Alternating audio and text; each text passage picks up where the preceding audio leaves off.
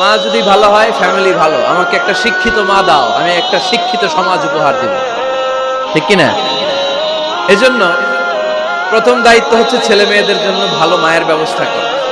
ওমরে ফারুক রাদিয়াল্লাহু তাআলা আনহু যখন খলিফা, এক বাবা এসে বিচার দিল, খলিফাতুল মুমিনিন, আমিরুল মুমিনিন, আমার ছেলে আমার কথা শোনে, বেয়াদবি করে। ওমরে ফারুক ডাকলেন, তুমি তোমার বাবার সাথে বেয়াদবি করো?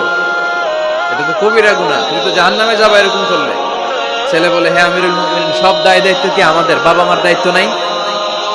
ওমরে ফারুক বললেন, আছে। কি দায়িত্ব আছে? ওমরে ফারুক বললেন, বাবার তিনটা দায়িত্ব। নাম্বার 1, আইয়ানতাকিয়া উম্মা, বাবা তার ছেলের জন্য ভালো মায়ের ব্যবস্থা করবে।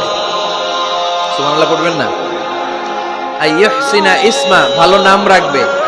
আইয়ুআল্লিমাহুল কিতাব, কোরআন শিক্ষা দিবে। এবার ছেলে বলে, শোনেন, আমার আব্বাই তিনটার একটাও করে নেই, তিনটার একটাও করে নেই, আর বিচার দিতে আসছে আমার নামে।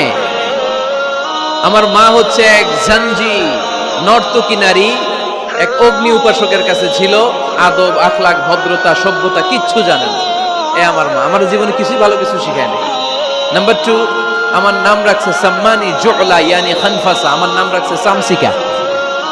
নাম কি? এটা একটা নাম হইল? ওয়ালাম ইউআল্লিমনি হারফাম মিন কিতাবিল্লাহ, আল্লাহর কিতাবের একটা অক্ষর আমারে শিখায় নাই। ওমরে ফারুক এবার রেগে গেলেন, বাবার ঘাড়ে ধরলেন, তুই বেটা বিচার দিতে আসছিস ছেলেরে নিয়ে, এখন তোর বিচার হবে আগে।